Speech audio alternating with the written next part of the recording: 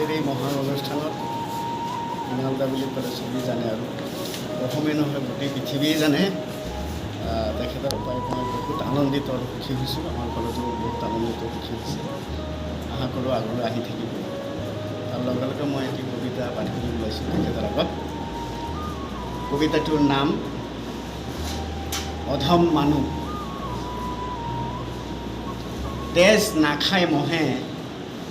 তেজ নাখায় মহে যদিহে আঁঠুৱা তৰে নাখায় গাখীৰ মানুহে যদি সৰু পৰুৱাও এটি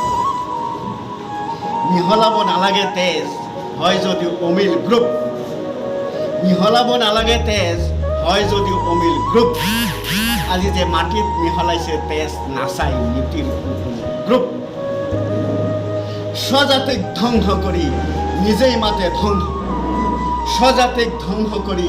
নিজেই মাতে ধ্বংস আৰু এনে পাশবিক কাৰ্য কৰি খাই যে হৰিণাৰ মাংস তহঁততকৈ নাই যে আৰু অধম